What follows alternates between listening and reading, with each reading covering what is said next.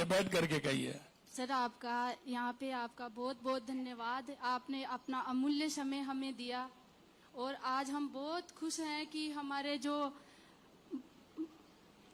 मुख्यमंत्री साहब हैं वो जो हमारी महिलाओं के बीच आ गए, गांव के चौक में आ गए, तो इससे बड़ा सौभाग्य तो और क्या होगा। सर मैं आपका बहुत बहुत धन्यवाद देती हूँ कि अपन लखवती दीदी के संवाद में पहले भी मिले थे, तो सर मैंने आपने बहुत अच्छा लगा हमें कि नाम बताइए दीदी पहले। इंदिरा शर्मा। सर तो मैं एक छोटे से गांव अनोपुरा से हूँ। 2018 में हम समूह से जुड़े, उससे पहले मैं गांव में ही रहती थी। तो सर हमारे साधन की भी व्यवस्था नहीं थी, तो 2018 में हमारे सीआरपी टीम आई, उन्होंने हमें एसएचजी से जोड़ा। जोड़ने के बाद में मैं एक अच्छा कार्य करती थी बुक कीपर का, तो उन्होंने मेरे को बीके बनाया और उसके बाद में मैं वीओए बनी, जो जितने समूह होते हैं उनका कार्य करने लगी। उसके बाद में सर मैं 2021 में हमारे विकास सीएलएफ बना, तब से मैं यहाँ पे ठिकरिया पंचायत में कार्य कर रही हूँ सर। तो हमारे सर यहाँ पे जो समूह है 272 एसएचजी है, 27 ग्राम संगठन है, कम से कम 3500 महिलाएं जुड़ी हुई है और सर इसमें से हमारे 1500 महिलाएं लखपति दीदी है।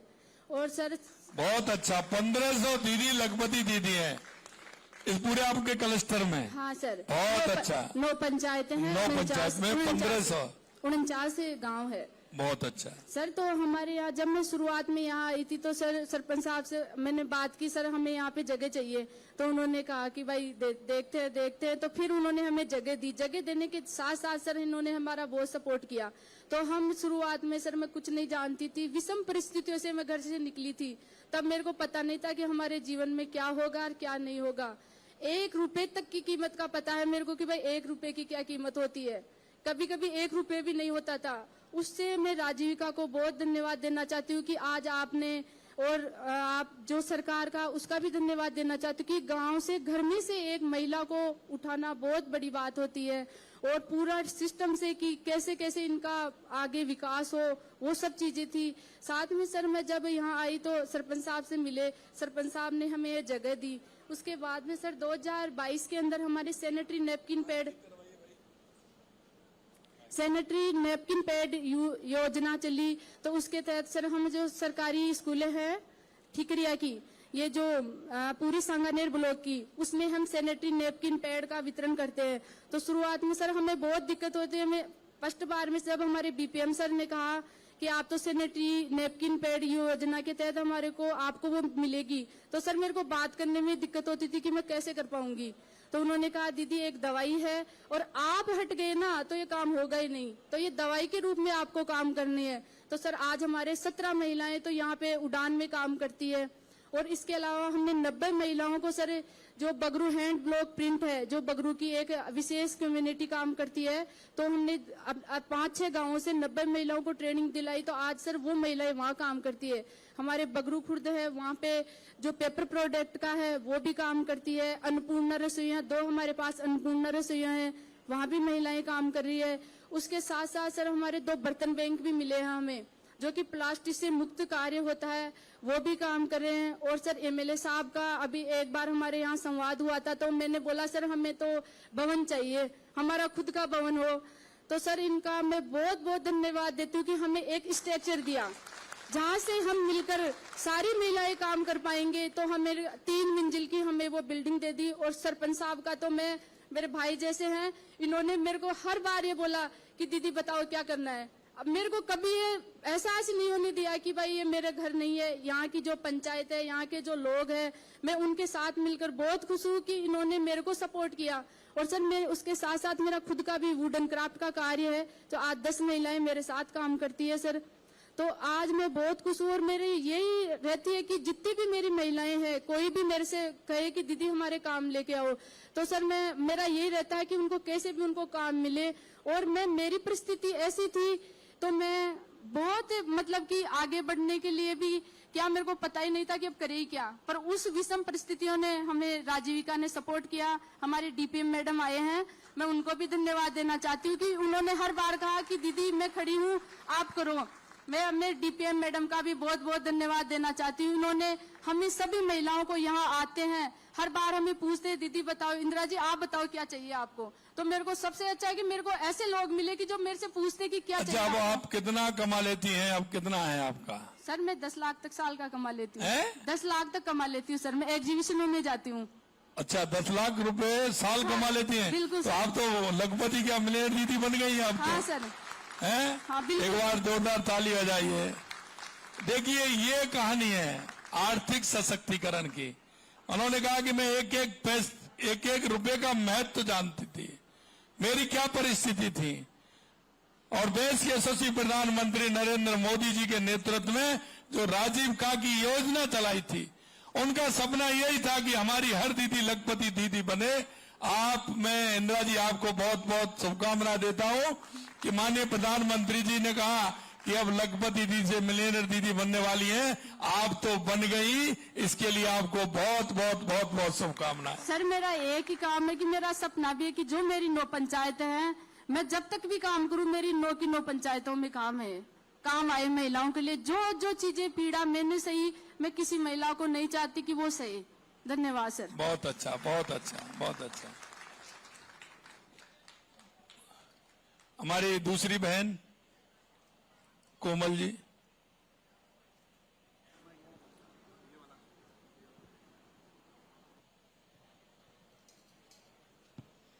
नमस्कार सर। मंच पे जितने भी उपस्थित अतिथिगण हैं, मैं उनको सबको तहे दिल से नमस्कार करना चाहती हूँ। और यहाँ पे चौपाल में जितने भी मेरे छोटे बड़े भाई बहन, मेरे माता पिता के जो समान हैं, मैं उनको भी नमस्कार करना चाहती हूँ। मेरा नाम कोमल शर्मा है सर।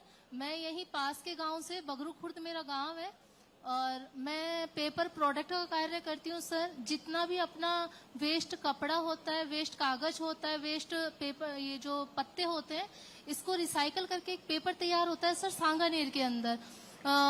हमारा कार्य उसी के ऊपर है। राजीविका हमारे यहाँ पर सर 2018 में आई थी, जब हम सीआरपी टीम के द्वारा एसएचजीस में जुड़े थे, और तब हमारे यहाँ पे 4 समूह बने थे। आज के टाइम में हमारे गांव में 13 एसएचजी हैं, जिसमें 156 महिलाएं जुड़ी हुई हैं सर।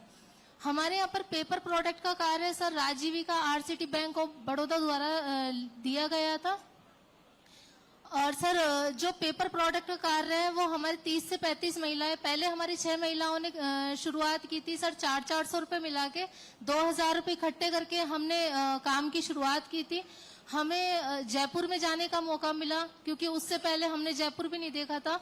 जयपुर में जाने का मौका मिला। सेकंड बार हमें जोधपुर जाने का, और फिर उसके बाद हम राजीविका के द्वारा सर काफी सारे स्टेट जाके आए, जैसे केरला, बैंगलोर और कोलकाता, आसाम सर। काफी हमने कन्याकुमारी सर, कश्मीर तक का सारा वाह, बहुत अच्छा, बहुत अच्छा। राजीविका के माध्यम से आपको जाने का भी मौका मिला। अभी आप कितना कमा लेती हैं? सर हमारा वही 10 से 12 लाख सालाना होता है, जिसमें हमारे 5 से 6 लाख का बचत होता है सर। बहुत अच्छा, बहुत बढ़िया कोमल जी, बहुत बढ़िया। देखिए, माननीय प्रधानमंत्री जी ने हमारी बहनों के लिए जो योजना बनाई, अब भी आप देख रहे हैं, हम शिक्षा भी फ्री, चिकित्सा भी फ्री, माँ वाउचर योजना के माध्यम से हम जो हमारी बहनें हैं, गर्भवती बहनें, उनको सोनोग्राफी से लेकर के, उनकी जांच से लेकर के, वो भी हम फ्री करा रहे हैं। माननीय प्रधानमंत्री जी चाहते हैं कि हमारी बहनें आर्थिक रूप से कैसे मजबूत हों, और वो यही नहीं चाहते, वो चाहते हैं कि हमारी आधी आबादी आगे आए, और इसलिए वो ये भी चाहते हैं, और इसलिए वो नारी शक्ति बंधन अधिनियम लेकर के आए, और उन्होंने कहा कि हमारी माता बहनों को लोकसभा और विधानसभा में भी 33% आरक्षण होना चाहिए, ये भी लेकर के आए हैं। लेकिन कुछ दल ऐसे हैं, वो परिवार के दल हैं या एक जाति विशेष के दल हैं, उन्होंने उस बिल को रोकने का काम किया। हमारे यशस्वी प्रधानमंत्री नरेंद्र मोदी जी चाहते हैं कि हमारी गांव की, हमारी वो बहन आगे निकल करके आए, जिनके जीवन में अंधेरा था, वो जीवन में आकर के उनका उजाला हो, वो कैसे निकल करके आए। हमारी एक आम बहन हमारी एक जनप्रतिनिधि बन सके, हमारी सांसद बन सके, हमारी विधायक बन सके। अब यहां आप देख रहे हैं हमारी बहन सरपंच, हमारी बहन जिला प्रमुख और हमारी बहन सांसद। देख रहे हैं ना, देख रहे हैं। अगर हमारी माता बहनें आगे आएंगी तो निश्चित रूप से वो मजबूत होंगी और ये माननीय प्रधानमंत्री जी का विजन है। मेरे साथ इस संवाद में और भी कई जगह से हमारी बहनें जुड़ी हुई हैं। मैं कहना चाहता हूं कि हमारे देश के यशस्वी प्रधानमंत्री नरेंद्र मोदी जी चाहते हैं कि हमारी बहनों का आर्थिक रूप से सशक्त हमारी बहन होंगी तो हमारा गांव भी सशक्त होगा, हमारा जिला भी सशक्त होगा, हमारा प्रदेश सशक्त होगा, हमारा देश सशक्त होगा। हम चाहते हैं कि हर तरह से हमारी बहनों को, हमारी माताओं को उसका लाभ मिले।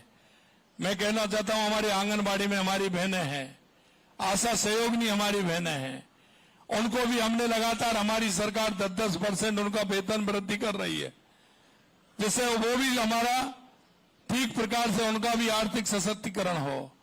हम चाहते हैं कि शिक्षा भी फ्री, चिकित्सा भी फ्री, हमने स्कूटी भी हम दे रहे हैं, साइकिल भी हम दे रहे हैं और उनको अगर आवश्यकता है तो हॉस्टल की व्यवस्था भी कर रहे हैं, जिससे कि हमारी माता बहनें आगे आए, हमारी माता बहनें आगे आएंगे, हमारे किसान आगे आएंगे। लगातार हमारी सरकार किसानों के लिए काम कर रही है। हमारे तीसरी बार जब हमारी केंद्र में सरकार आई थी, देश के यशस्वी प्रधानमंत्री नरेंद्र मोदी जी तीसरी बार जब प्रधानमंत्री बने थे, तो जब सबसे पहले वो पीएमओ गए थे, ऑफिस में गए थे, तो पहली फाइल अगर उन्होंने साइन की तो पहली फाइल थी कि किसानों की सम्मान निधि लगातार मिलती रहेगी। ये किसानों के लिए काम किया और किसानों को 6,000 रुपए किसान सम्मान निधि देने का काम किया। जब केंद्र सरकार माननीय प्रधानमंत्री जी 6,000 रुपए दे रहे हैं तो हमारी सरकार ने भी ऐलान किया कि हम भी किसान को किसान सम्मान निधि देंगे। हमने हमारे घोषणा पत्र में कहा कि चरणबद्ध तरीके से हम भी किसान को 6,000 देंगे तो 12,000 हो जाएंगे। मेरे भाइयों बहनों किसानों, हमने 9,000 रुपए कर दिए हैं। 9,000 रुपए आपके खाते में आ रहे हैं। आ रहे हैं कि नहीं आ रहे हैं? हमारे किसान भाई, अगर जब उनके खाते में आते हैं तो कैसा लगता है? जब खाते में आते हैं तो कैसा लगता है? क्योंकि हमारा किसान, अगर हमारा किसान समृद्ध होगा, हम किसान की परेशानी को जानते हैं। हमारा किसान कितनी मेहनत करता है, मेहनत करते उसका पेट पालन होता है। हमारा किसान सशक्त होगा। आज हमारे ग्राम विकास रथ इसके लिए चल रहे हैं कि गांव की चौपाल पर जाएं, सरकार के लोग भी जाएं, वहां के अधिकारी भी जाएं, हमारे किसानों की सुने। किसान कैसे सशक्त हो सकता है, उस गांव में पंचायत में क्या आवश्यकता है।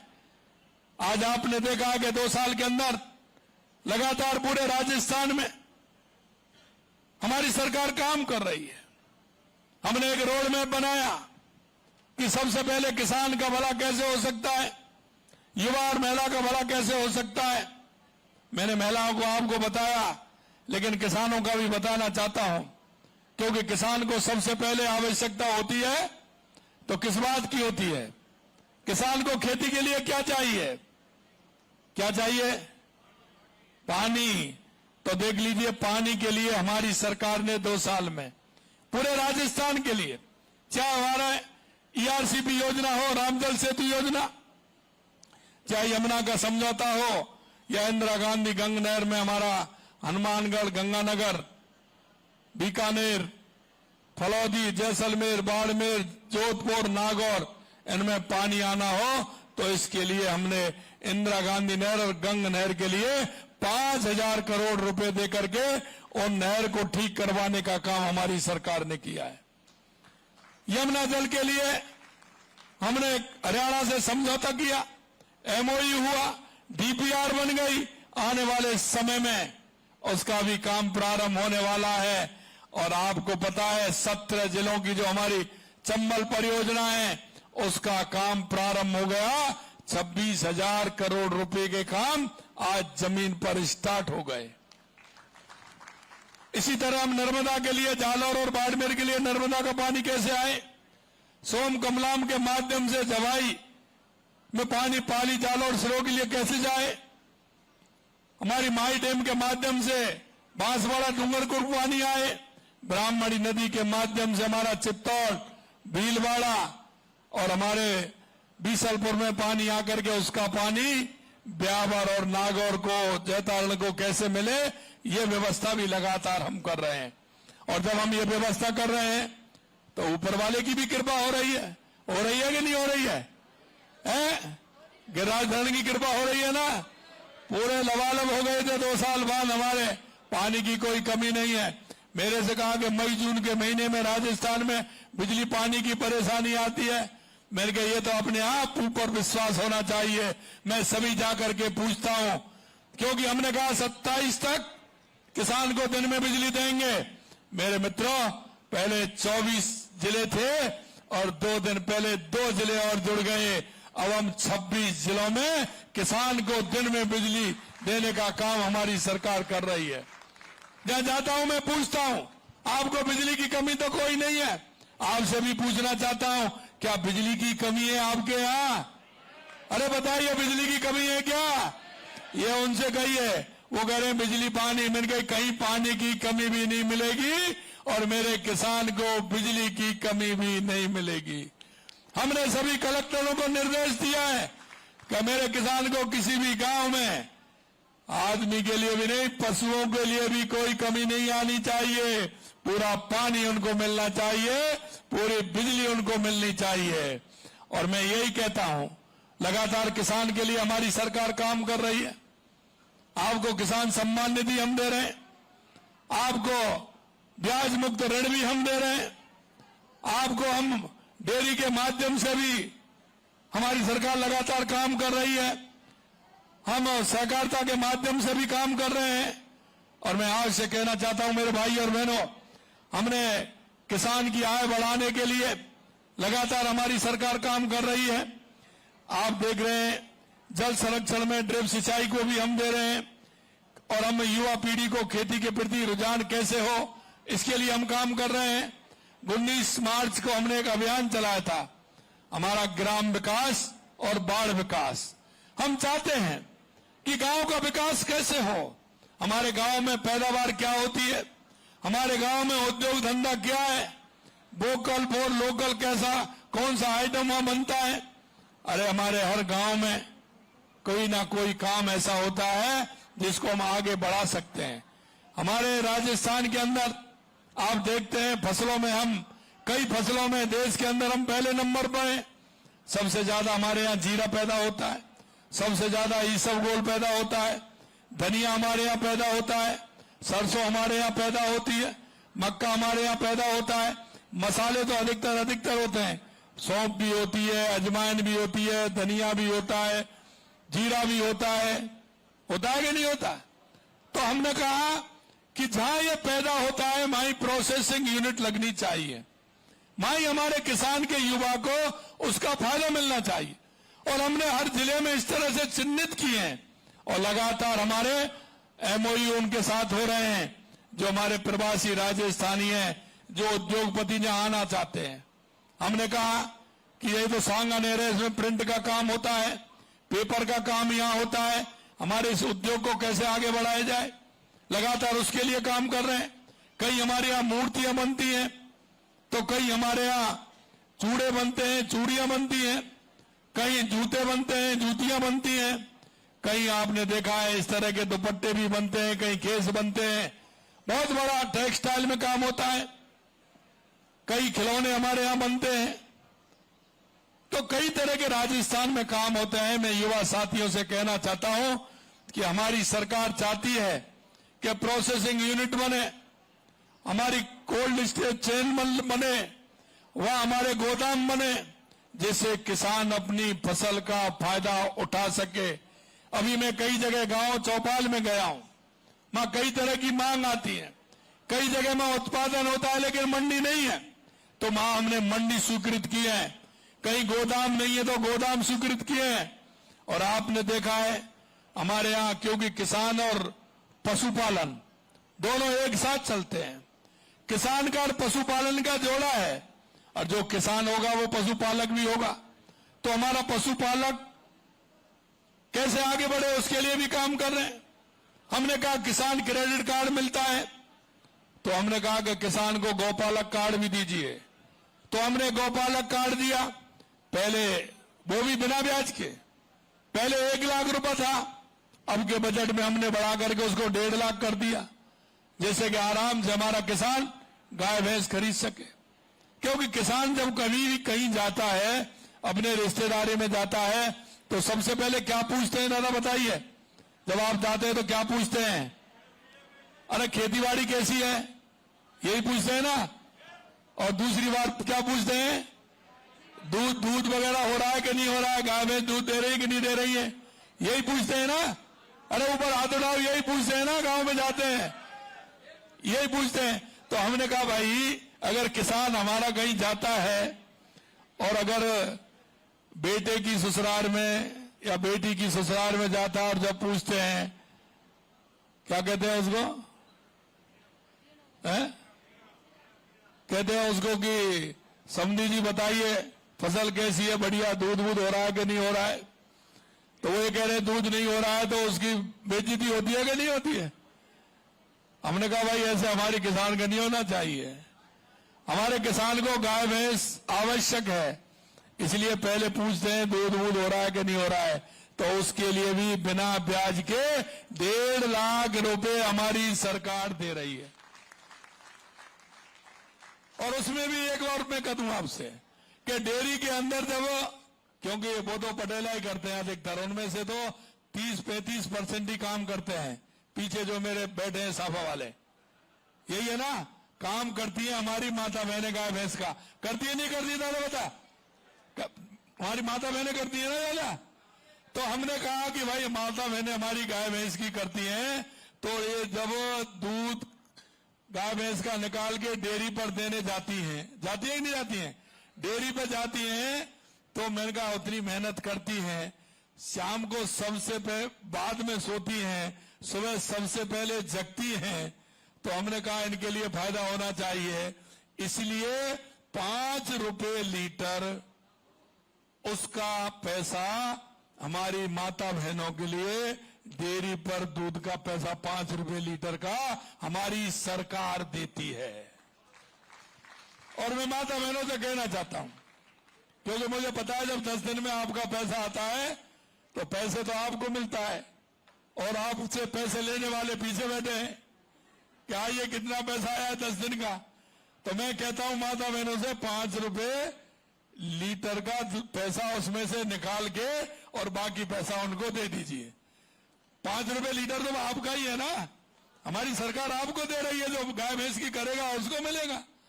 अब भाई गाय भैंस की करते नहीं तो उसका पैसा ले लीजिए। तो 5 रुपए लीटर हमारी सरकार आपको दे रही है, तो इसको भी हमारी सरकार कर रही है।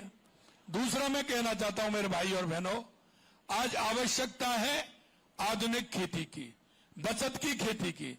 माननीय हमारे प्रधानमंत्री जी कहते हैं कि हमें पानी को भी बचाना है और अच्छा उत्पादन भी लेना है, तो आप फव्वारा सिस्टम पर आइए, जिससे खेती करें तो फव्वारा के माध्यम से उसमें भी हम अनुदान दे रहे हैं, तारबंदी के लिए हम अनुदान दे रहे हैं, डिग्गे के लिए हम अनुदान दे रहे हैं, पीएम कुसुम के लिए भी अनुदान दे रहे हैं। मैं आपसे कहना चाहता हूं कि आप सरकार की योजनाओं का फायदा उठाते हुए हमारा किसान कैसे आगे बढ़े, हमारी माता बहनें कैसे आगे बढ़े। आज आधुनिक तरीके से हम खेती करेंगे तो उसमें हमारा फायदा होगा। मैं कहना चाहता हूं आपसे कि आप अपने खेत पर फलदार वृक्ष लगाइए। कितना आनंद आता है जब आपके खेत के आम जब किसी रिश्तेदार में भेजते हैं, रिश्तेदारी के यहां भेजते हैं, किसी को भेजते हैं, तो कैसे कहते हैं, ये मेरे खेत का आम है साहब। कहते हो कि नहीं कहते हो? ये मेरे खेत का अनार है, ये मेरे खेत का अमरूद है, ये मेरे खेत का नींबू है, मेरे खेत का आंवला है।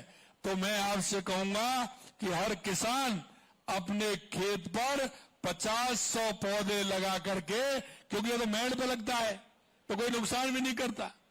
कई तो मेड़ पर समझते नहीं है, मेड़ पे डोर पे लगता है कि नहीं लगता है, तो उसमें नुकसान भी कोई नहीं होता है, तो आप उसको लगाइए ज्यादा से ज्यादा और उसमें उत्पादन लीजिए तो अपना खेती का काम भी आएगा। और मैं एक कहना चाहता हूं, आप ऐसे ग्रीन हाउस पॉली हाउस लगा करके आप सब्जी का काम कर सकते हैं।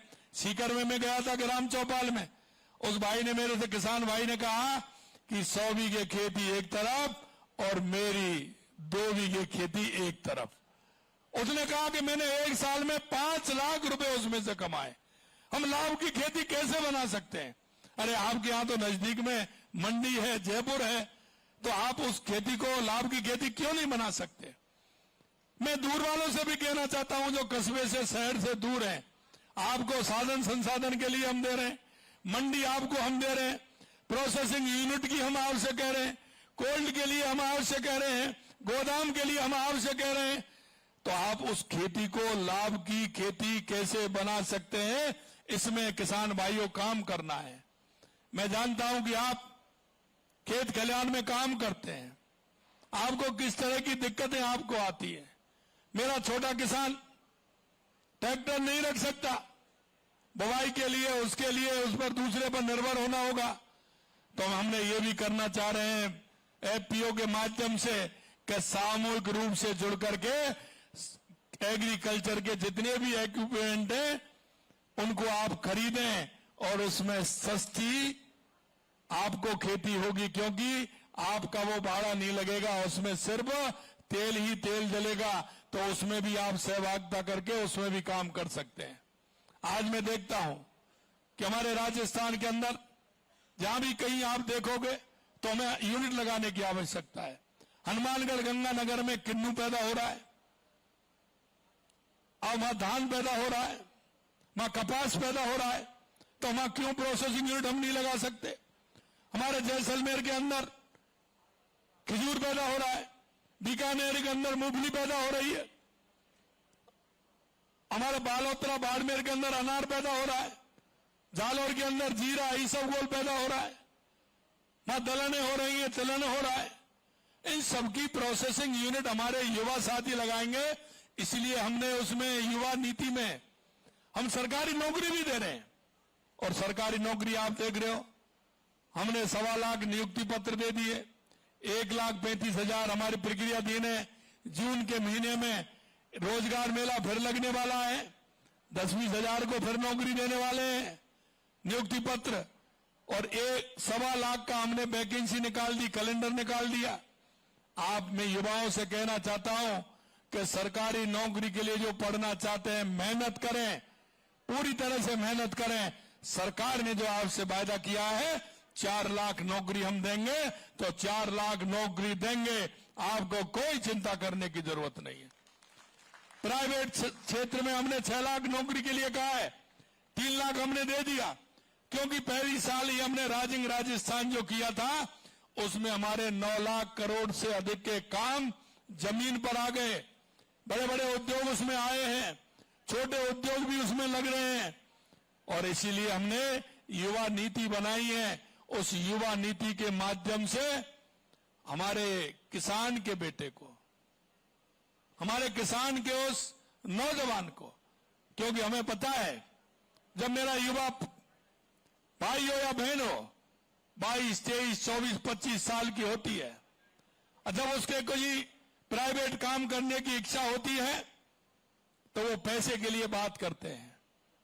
मित्रों, मैं कहना चाहता हूं, परिवार वालों की 4 बातें होती हैं, उनके घर में परिस्थिति होती है, क्योंकि 4 काम परिवार में होते हैं। कौन सा काम पहले करना होता है, ये परिवार वाले माताजी, पिताजी, ताऊजी, ताईजी, दादाजी सोचते हैं, उनकी परिस्थिति होती है। लेकिन मैं आपसे कहना चाहता हूं कि वो 22, 23, 24 साल के युवा पर विश्वास नहीं करते। कहते हैं पता नहीं इतना पैसा लगाएगा, क्या करेगा, पैसा वापस आएगा कि नहीं आएगा।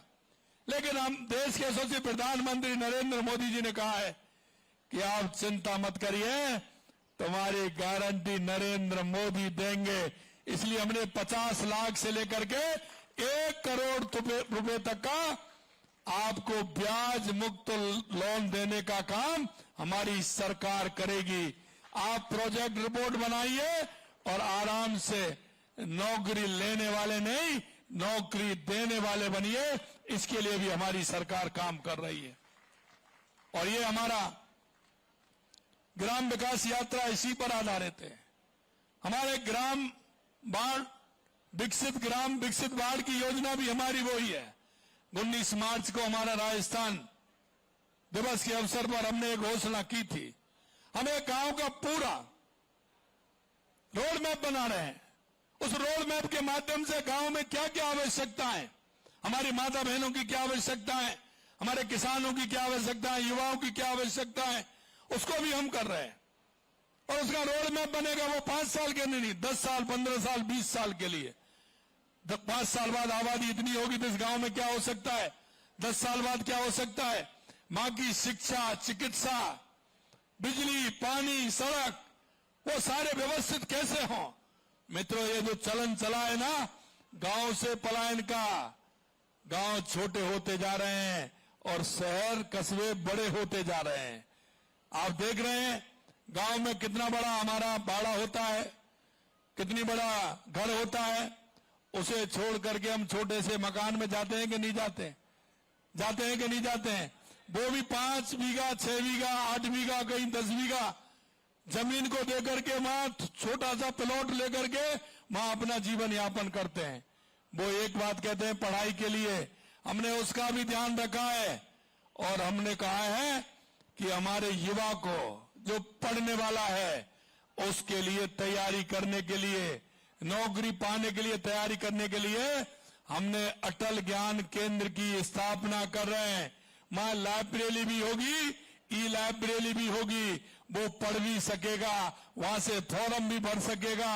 और जो शहर में जाकर के कमरा लेता है, मकान लेता है, हॉस्टल लेता है, पीजी लेता है, उससे वो गांव में रह करके पढ़ेगा तो वहीं उसको पूरी सुविधा मिलेंगी। तो उस माता पिता का पैसा खर्च शहर में नहीं होगा, क्योंकि वो माता पिता से जब कहते हैं कि हमें पढ़ाई करनी है, माता पिता कहीं से भी नहीं होंगे तो लेकर के आते हैं।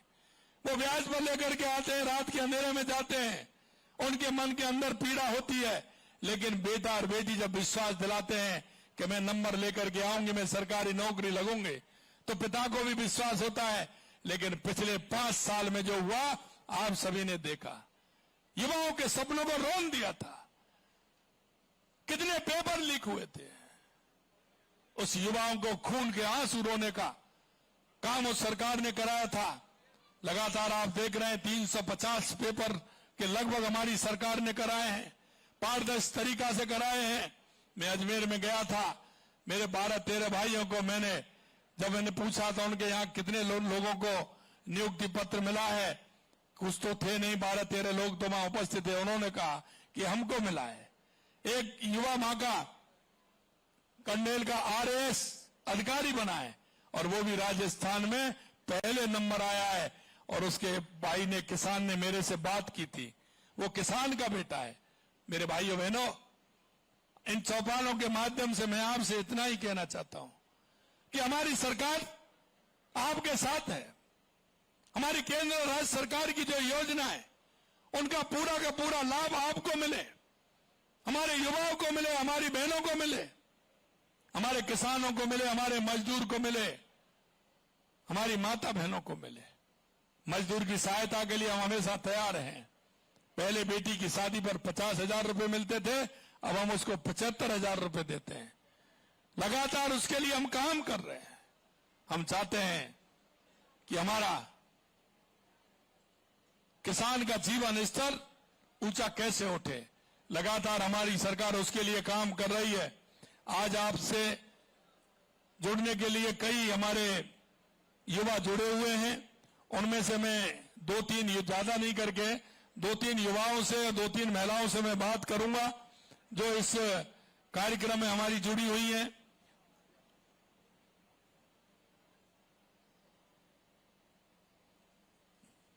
इस गांव से भी 14 नियुक्तियां हुई हैं। आए क्या वो 14 लोग आए क्या? बाहर है, उनकी सूची दे देना, इनको पढ़ा दें, उनकी सूची दे दो। ये नियुक्ति यहां गांव से भी अच्छी नियुक्ति हुई है। मैं 2-3 जगह में जुड़ना चाहता हूं। ये जिले कहां है? जिले की सूची जिनसे बाहर जुड़ रहे हैं 7 जिले। हाँ, रथ वाले बगल वाले उसमें वो अंदर जुड़ेंगे वो। चलिए, तो मैं आप सभी से यही कहूंगा मेरे भाइयों कि लगातार हमारी सरकार इसके लिए काम कर रही है। आप सभी से मैं इतना ही कहना चाहता हूं, क्योंकि हम इस प्रदेश के, देश के नागरिक होने के नाते हम सबका दायित्व बनता है।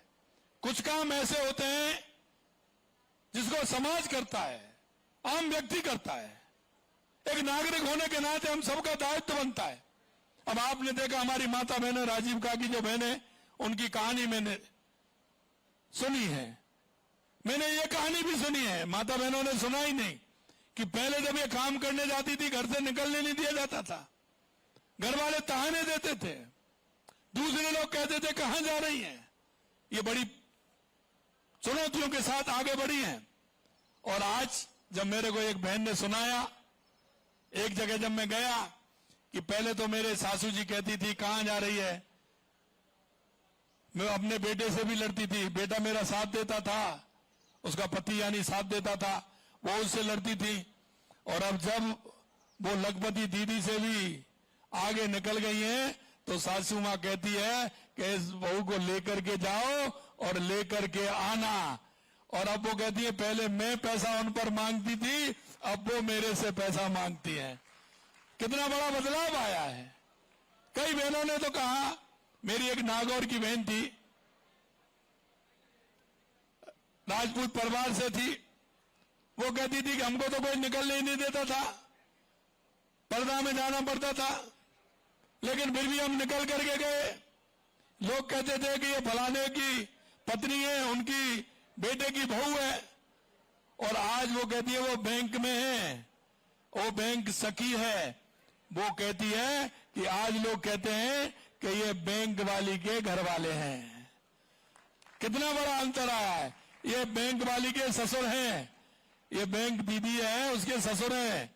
और वो कहती है कि मेरे को पहले कोई, मैं अगर 1000-500 रुपए मांगती तो कोई नहीं देता, अब 1,50,000 रुपए दे जाते हैं कि दीदी तुम ही जमा करा देना बैंक में, घर पे ही दे करके चले जाते हैं। अब आप देखिए कितना बड़ा परिवर्तन हुआ है। मेरे भाई बहनों, मैं यही कहना चाहता हूं, मैं मेरे किसानों से भी कहना चाहता हूं, विशेषकर युवा साथियों से कहना चाहता हूं। उन युवाओं को मैं, कई युवाओं को मैं देखता हूं कि वो अच्छी पढ़ाई उन्होंने की है, लेकिन आज वो वैज्ञानिक तरीके से खेती कर रहे हैं, खेती कर रहे हैं। एक किसान भाइयों, अंत में मैं कहना चाहूंगा आपसे, आप जो खेत के अंदर डीएपी, डाई और ये यूरिया जो डालते हैं ना, ये सबसे ज्यादा नुकसानदायक है। हमारे पुरखों ने, हमारे उन बुजुर्गों ने हमारी जमीन को कैसे कैसे रखा है। क्या आप उस जमीन को, आने वाली पीढ़ी को सुरक्षित नहीं रखना चाहते हैं क्या? आने वाले आपकी पीढ़ी को क्या देकर जाना चाहते हैं आप? पहले 10 किलो डालते थे, 12 किलो कर दिया, 12 किलो से 15 किलो कर दिया, 15 किलो से 20 किलो कर दिया, 20 से 25 कर दिया, 25 से 30 कर दिया। अरे अब कितना करोगे उसको? पानी भी खारा हो रहा है, जमीन भी कड़क हो रही है, पैदा भी नहीं हो रही है। अरे मैं आपसे कहना चाहता हूं, जैविक खेती करिए, उसको छोड़िए।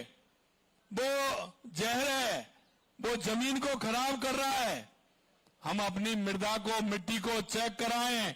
और आपका जो पर्यवेक्षक है, एग्रीकल्चर सुपरवाइजर है, उससे आप अपनी मिट्टी चेक कराइए, मृदा चेक कराइए, उसमें देखिए कि क्या कमी है, क्या हमें डालना है। तो आपकी फसल भी अच्छी होगी और जमीन भी सुरक्षित रहेगी। हमें हमारी जमीन को भी सुरक्षित रखना है। मेरे भाइयों बहनों, आज की इस चौपाल पे मैं आपसे इतना और कहूंगा कि देश के यशस्वी प्रधानमंत्री नरेंद्र मोदी जी आह्वान किया है कि हमको डीजल पेट्रोल को बचाना है, अनावश्यक नहीं जाना है, काम पड़े जब ही जाना है और शेयर करके जाना है। एक को खड़ी करके दूसरे को साथ लेकर के जाना है। गाड़ी में जाना है तो पड़ोसी को भी बैठा के लेके जाना है, दूसरा कोई सर्विस कर रहा है तो उसको भी ले जाना है, जिससे कि हमारा ईंधन बचे। और ईंधन नहीं, ईंधन तो बचेगा लेकिन पैसा तो आपका ही बचेगा, तो हमारा पैसा भी बचे। हमें हमारा डीजल भी बचाना है, पेट्रोल भी बचाना है और हमारी मुद्रा भी बचानी है। और मैं ये भी कहूंगा कि आप क्योंकि बिजली पानी बचाओगे तो ये उत्पादन के समान है, पानी का उपयोग भी उतना करें। कई बार देखते हैं गांव में मोटर लग रही है, पानी का आराम से बड़ी वाली नली चल रही है, हम अब आराम से दांतुन कर रहे हैं, शेविंग कर रहे हैं, लेकिन वो चल रहा है। अरे वो पानी आगे वाली पीढ़ी का खत्म हो रहा है, उस पानी को भी बचाना है और हमें बिजली को भी बचाना है, हमें डीजल को भी बचाना है, हमारे पेट्रोल को भी बचाना है और हमें हमारा उत्पादन बढ़ाना है, चाहे खेती में हो, दूध में हो, किसी में भी हो। हमने डेयरी के अंदर काम किया है। हमारा पहले मात्र 33-34 लाख लीटर दूध काम में आता था, 95 लाख लीटर से लेकर के 1 करोड़ लीटर तक राजस्थान में दूध का उत्पादन होता है। देश में सबसे ज्यादा दूध उत्पादन होता है तो वो राजस्थान के अंदर होता है, लेकिन हमारे पास उसकी प्रोसेसिंग की यूनिट मात्र 45 लाख लीटर की है। अभी हमने 45 लाख लीटर की तो की है, पहले 33, 34, 35 लाख लीटर था। हमने आने वाले समय में इसको 65 लाख करना है, इसलिए हमने दूध संकलन के सेंटर खोलने का निर्णय लिया है और हमारी दूध संकलन की कैपेसिटी के साथ साथ हमारे उन केंद्रों की कैपेसिटी भी हमने बढ़ाई है। जो 50,000 लीटर दूध का काम करता था हमारा संयंत्र, वो अब 1 लाख का करेगा, 1 लाख वाला 1.5 लाख का करेगा, 1.5 लाख वाला 2 लाख का करेगा, 2 लाख वाला 2.5 लाख का करेगा। उसको भी हम बढ़ाने का काम किया है, जिससे हमारे किसानों को दूध उत्पादन से भी फायदा मिले, उनको उचित मूल्य मिले और हमारे लोगों को रोजगार भी मिले। ये भी हम कर रहे हैं। हमने सहकारी समितियों में इन कांग्रेस के लोगों ने सदस्य नहीं बनने दिया था, मेरे ग्रामीण क्षेत्र के लोगों को सहकारी समिति से जुड़ने नहीं दिया था। कभी सदस्य नहीं खोलते थे, 2 दिन के लिए खोलते थे, पहले ही अपनी सूची बनाते थे किसको बनाना है और बंद कर देते थे। अब हमने इस साल हमारे पूरे राजस्थान में सहकारिता के 10 लाख सदस्य बनाने का काम किया, 10 लाख सदस्य बनाने का। और हम चाहते हैं कि हर ग्राम पंचायत में हमारी सहकारी समिति हो, जिससे हमारे युवाओं को रोजगार मिले और हमारे किसान को उसका फायदा मिले। मित्रों, हम यही चाहते हैं। देश के यशस्वी प्रधानमंत्री नरेंद्र मोदी जी कहते हैं कि हमारे किसान का जीवन स्तर अगर ऊपर उठेगा तो हमारे देश का और प्रदेश का जीवन स्तर ऊपर उठेगा। हमारा किसान मजबूत होगा तो हमारा देश मजबूत होगा। हम माननीय प्रधानमंत्री जी के नेतृत्व में विकसित भारत 2047, विकसित भारत 2047, विकसित राजस्थान 2047 आपके नेतृत्व में निश्चित रूप से बढ़ेगा। हमने ये प्रधानमंत्री जी को वायदा किया है कि हमारा राजस्थान पोटेंशियल है, राजस्थान में बहुत बड़ी गुंजाइश है। हर क्षेत्र में हमारे युवा काम करके हमारे राजस्थान की अर्थव्यवस्था भी सुधरेगी और हमारा किसान, मजदूर, युवा, महिला वो भी हमारे आगे बढ़ेंगे। हमारी इन चौपालों का महत्व यही है। आज हमारी ये चौपालों के माध्यम से मैं आप सभी से यही कहना चाहता हूं कि हमारे युवाओं को मजबूत बनाइए, हमारी बहनों को मजबूत बनाइए, हमारे किसानों को मजबूत बनाइए, हमारे मजदूर को मजबूत बनाइए, तो निश्चित रूप से हमारा सभी का सपना पूरा होगा। आप सभी इतनी बड़ी संख्या में आए हैं, आप सभी को बहुत बहुत धन्यवाद।